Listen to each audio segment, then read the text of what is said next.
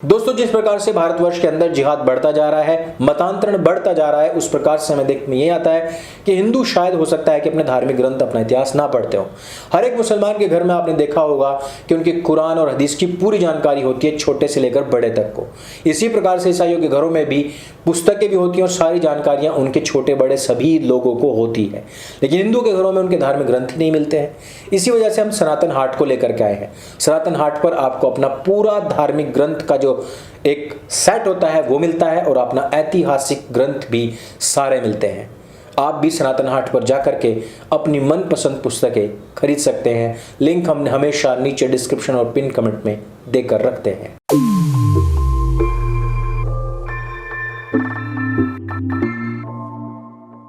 नमस्ते दोस्तों, आप सबका एक बार फिर से स्वागत है आपके अपने YouTube चैनल सत्य सनातन में। आज बिजनौर में 3 मजारें टूट गई और तीनों में आग लगा दी गई और आग लगाने वाले उनको तोड़ने वाले थे भगवाधारी।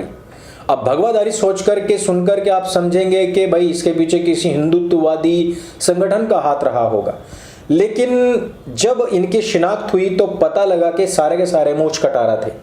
और ना केवल इनकी मूंछ कटी हुई थी बल्कि इनका कुछ और भी कटा हुआ था और दिमाग भी कटा ही हुआ था।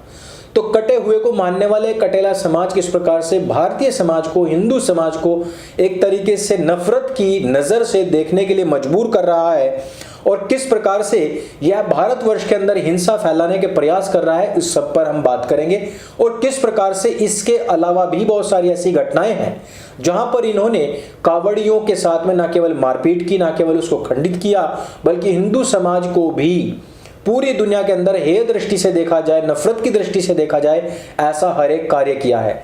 लेकिन जब तक सोशल मीडिया है, इनका खुलासा होता रहेगा और इस खुलासे को आप लोग भी हर एक व्यक्ति तक जरूर पहुंचाइए ताकि इन जिहादियों के हर एक षड्यंत्र को एक्सपोज किया जा सके। तो सबसे पहले हम इसी बात से शुरुआत करते हैं किस प्रकार से बिजनौर में अलग फिरके के लोगों ने 3 मजारों को तोड़ करके उनमें आग लगा दी। लेकिन जब इनको पकड़ा गया तो वहां से पता लगता है कि कमाल और आदिल नाम के 2 भाइयों ने इस मजारों को तोड़ने और आग लगाने की घटना को अंजाम दिया है। यहां से थोड़ा सा अगर हम अलग निकलें मुरादाबाद की तरफ, तो इब्राहिमपुर नाम के एक मुस्लिम बहुल क्षेत्र में कावड़ियों को रास्ते से ना गुजरने दिया जाए, इसके लिए खाटें अड़ा दी गई। वहां पर खूब सारी खाटें अड़ा करके, खाट जिस पर कि लेटते बैठते उठते हैं, उनको लगा करके और पीछे उनकी महिलाएं और बच्चे खड़े कर दिए गए और यह कहा गया कि इस रास्ते से कावड़िए नहीं गुजर सकते हैं। जबकि कावड़िए उसी गांव के थे और कावड़िए उसी मार्ग से जाया करते थे। लेकिन इस बात का जरा आभास कीजिए, एहसास कीजिए कि भारतवर्ष में ऐसे भी बहुत सारे रास्ते, बहुत सारी गलियां और बहुत सारे क्षेत्र हैं जहां पर आज भी आपको पाकिस्तान होने का एहसास हो जाएगा। यानी कि जिस गांव के रहने वाले लोग उस गांव में घुस ना सकते हो, जिसमें पहुंच ना सकते हो, उस मार्ग को ना ले सकते हो जो कि उनके गांव का है और किसी के बाप का नहीं, सरकारी रास्ता है, उस रास्ते पर चलने से उनको वहां के स्थानीय मुसलमान रोक देते हैं। क्या आपने कभी अपनी गली से चलते हुए किसी मुसलमान को रोका है? मुझे नहीं लगता है कि किसी को रोका गया होगा, भले ही वो वहां से गुजरता हुआ गाली दे रहा हो, चाहे वहां से गुजरते हो उनके बच्चे आपके अड़ोस पड़ोस, आपके पेड़ पौधों पर बैठने वाली चिड़ियाओं को गुलेल से मार रहे हो, चाहे वो आपके घर की रेकी कर रहे हो, लेकिन आपने ऐसा कभी नहीं किया होगा। इस प्रकार के अद्भुत कार्य भी भारतीय मुसलमान ही कर सकते हैं, जिनको हर प्रकार से यह देश एक सेक्युलर देश भी चाहिए, यह हिंदू राष्ट्र बनते हुए नहीं देख सकते, लेकिन इस्लामिक हुकूमत का एहसास और आभास कराने के लिए पूरा जोर लगाना भी उनको जरूरी है। और इस प्रकार से होते हुए हम कहां देख रहे हैं? उत्तर प्रदेश के अंदर हम ये चीजें देख रहे हैं। मैंने रेकी की बात की है, रेकी भी हो गई है उत्तर प्रदेश के ही मेरठ में। यानी कि ये मुरादाबाद, बिजनौर और मेरठ के आसपास की घटनाएं मैं आपको बता रहा हूं क्योंकि इन क्षेत्रों में इन लोगों की तादाद बहुत ज्यादा हो चुकी है। यहां पर मच्छिंद्रीपुरी महंत एक हैं, उनकी रेकी करने के लिए नाजिम नाम का एक मुस्लिम व्यक्ति कावड़ियों में घुस जाता है और उसी प्रकार का भेष धारण कर लेता है और वहां पर उनकी रेकी करता है। पहले भी मच्छिंद्रीपुरी जी को काफी बार जान से मारने की धमकी मिल चुकी है और यह व्यक्ति बीच में खुलेआम घुस करके रेकी करता है, उनकी जानकारियां लोगों तक पहुंचाता है। अब आप इससे खुद अंदाजा लगा लीजिए कि वो लोग कितने बेखौफ हैं। अभी मैंने आपको बताया था किस प्रकार से सीलमपुर में कावड़ियों के ऊपर मांस फेंका गया, किस प्रकार से अभी उत्तर प्रदेश में ही थूका गया, किस प्रकार से हरिद्वार में भरे बाजार में नमाज पढ़ी गई, किस प्रकार से इनके ऊपर ट्रक चढ़ाया गया, किस प्रकार से इनमें बलवा मचाने की कोशिश की गई। और अभी मैंने आपको बताया कि उनका रास्ता रोक करके खाट लगा करके महिलाओं को खड़ा कर दिया गया, क्योंकि इनके हिसाब से महिलाएं सबसे पहले आती हैं। काफिरों की महिलाएं दुष्कर्म करने के लिए, क्योंकि वो माले गनीमत हैं, जैसे नुपुर शर्मा को धमकी दी गई, अपनी लड़ाई हो तो उनके पेटीकोट में जाकर के, उनके सलवार में जाकर के घरों में छिप जाएंगे, सबसे पहले महिलाओं को खड़ा कर देंगे, क्योंकि महिलाओं पर कोई हाथ उठाता नहीं है। तो इन लोगों की जो वॉर की जो एक स्ट्रैटेजी है वो यही है, दूसरे दुश्मन की महिलाओं की गर्दन सबसे पहले पकड़ो ताकि उनके पुरुष कमजोर पड़ जाएं, और क्योंकि उनके पुरुष महिलाओं और बच्चों और ब्राह्मणों पर हाथ नहीं उठाते, इस वजह से सबसे पहले अपने बच्चे और अपने मौलवी मौलाना और अपनी महिलाएं, अपनी औरतें सबसे सामने खड़े कर दो। तो ये जो पूरा का पूरा एक सीक्वेंस आप देख रहे हैं, मैं कई बार और कई वीडियोस में इस बात को कह चुका हूं कि यार इस सीक्वेंस को समझो कि ये क्या सीक्वेंस चल रहा है। कावड़ियों को रोकना, कावड़ियों को टोकना, उनके ऊपर इस प्रकार का हमला करना, और ये सारी चीजें जो हैं ये एकदम से नहीं हो रही हैं। इसके पीछे कोई स्ट्रैटेजी है, इसके पीछे लगे लगाए लोग हैं।